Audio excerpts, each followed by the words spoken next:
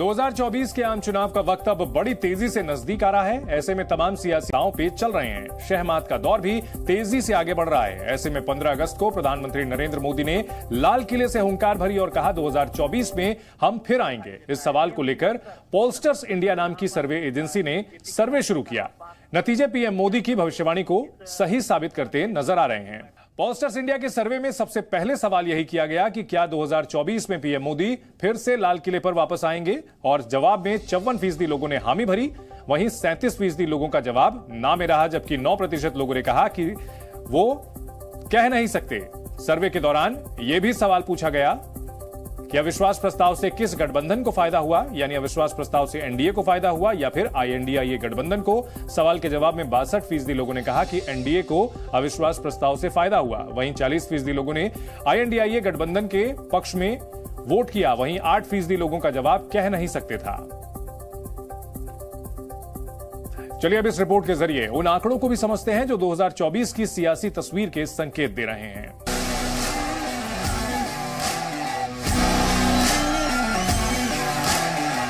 2024 में फिर मोदी का लाल किला।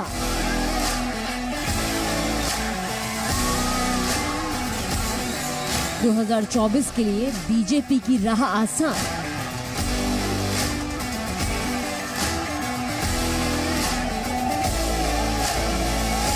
माना जाता है कि राजनीति में आंकड़े मायने रखते हैं। राजनीति आंकड़ों के अंक गणित का ही खेल है।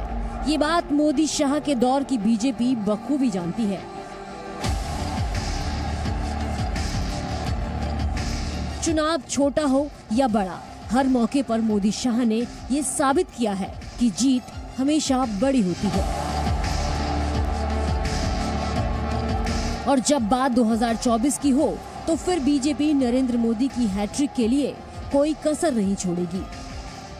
मैं नरेंद्र दामोदर दास मोदी ईश्वर की शपथ लेता हूं। तो क्या 2024 में भी बीजेपी की ही वापसी होने वाली है? इस बात की तस्दीक पोलस्टर इंडिया के सर्वे में की गई तो बीजेपी के लिए ये सर्वे खुशखबरी लेके आया। पीएम मोदी के 15 अगस्त के भाषण के बाद हुए पोलस्टर इंडिया सर्वे में जबरदस्त चीजें निकलकर सामने आई हैं। इस सर्वे में शामिल अधिकांश लोगों का मानना है कि प्रधानमंत्री नरेंद्र मोदी ही अगले 15 अगस्त 2024 को अपना 11वां स्वतंत्रता दिवस भाषण देने के लिए लाल किले पर वापस जाएंगे। और जब मैं कहता हूं ना कि जिसका शिलान्यास हमारी सरकार करती है उसका उद्घाटन भी हमारे कालखंड में करते हैं। इन दिनों जो मैं शिलान्यास कर रहा हूं ना, आप लिख के रखिए, उसके उद्घाटन भी आप सबने मेरे नसीब में ही छोड़े हुए हैं।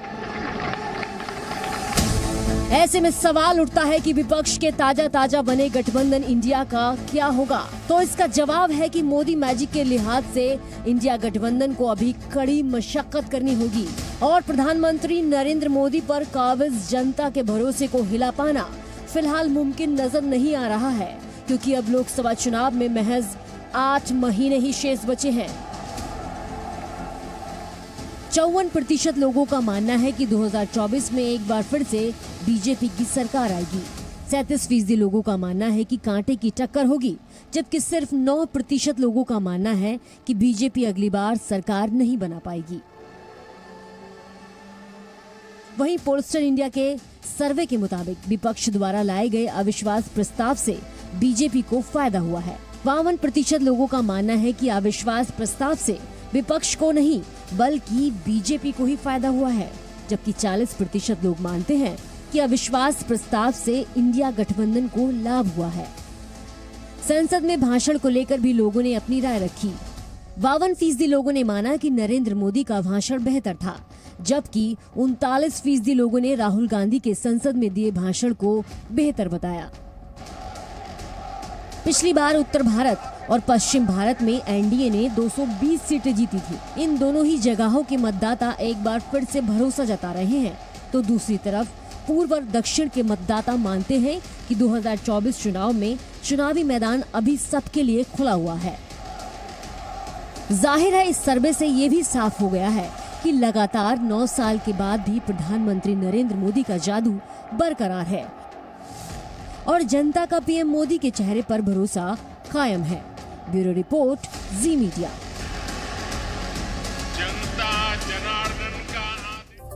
इधर अविश्वास प्रस्ताव पर किसका भाषण बेहतर रहा, इस सवाल का जवाब भी प्रधानमंत्री नरेंद्र मोदी के पक्ष में रहा। 52% लोगों ने पीएम मोदी के भाषण को बेहतर बताया।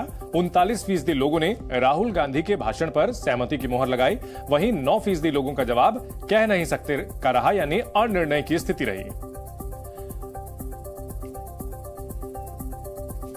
तो इस सर्वे के मुताबिक निश्चित तौर पर नरेंद्र मोदी के पक्ष में मतदाताओं का रुझान दिखता है, लोगों का रुझान रहता है।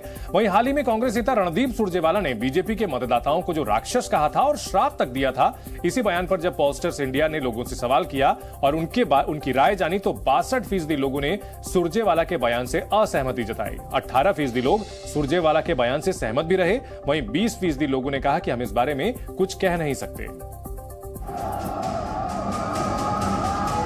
चुनावी मौसम में कौन सा मुद्दा तूल पकड़ लेगा, कौन सा बयान भारी पड़ेगा और किस बात का कितना बड़ा मुद्दा बन सकता है, सियासत के माहिर खिलाड़ी इसे बखूबी जानते हैं। ऐसे में नेताओं के बयान बेहद सुलझे या अपने प्रतिद्वंदी के खिलाफ ही रहते हैं। लेकिन चुनावी बिसात के बीच कांग्रेस नेताओं के बयान भी उन्हीं की पार्टी की मुश्किलों में इजाफा करते नजर आ रहे हैं। हाल ही में कांग्रेस नेता रणदीप सिंह सुरजेवाला का कैथल में दिया गया राक्षस वाला बयान मतदाताओं को रास नहीं आया है। राक्षसों, भाजपा के राक्षस हो तुम लोग। भारतीय जनता पार्टी को जो वोट देता है और भारतीय जनता पार्टी का जो समर्थक है वो राक्षस प्रवृत्ति का व्यक्ति है। मैं आज महाभारत की इस धरती से श्राप देता हूँ। कांग्रेस नेता रणदीप सिंह सुरजेवाला के इस बयान से सर्वे में शामिल 62% लोग सहमत नहीं हैं, तो वहीं 18% वोटर सुरजेवाला के बयान से सहमत नजर आ रहे हैं। इधर जश्न आजादी के समारोह में कांग्रेस अध्यक्ष मल्लिकार्जुन खड़गे की दूरी भी सर्वे में शामिल मतदाताओं को रास नहीं आई है। आपको जानकर हैरानी होगी कि 55% मतदाता खड़गे के कदम से सहमत नहीं दिखे, जबकि 36% मतदाताओं को ये कोई मुद्दा ही नहीं लगा जिसे तूल दिया जाए। बहरहाल बीजेपी और खुद प्रधानमंत्री नरेंद्र मोदी के लिए पोस्टर इंडिया का सर्वे खुशखबरी लेकर आया है और साफ साफ संकेत मिल रहे हैं कि 2024 में एक बार फिर से नरेंद्र मोदी की सरकार बन सकती है। ये सर्वे 15 अगस्त को प्रधानमंत्री के संबोधन के बाद और 17 अगस्त के बीच किया गया था, जिसमें 22 राज्यों और केंद्र शासित प्रदेशों के 10,000 से ज्यादा लोगों ने हिस्सा लिया। ये सर्वे दिखा रहा है कि विपक्ष को मैदान मारने के लिए अभी बहुत होमवर्क करना होगा।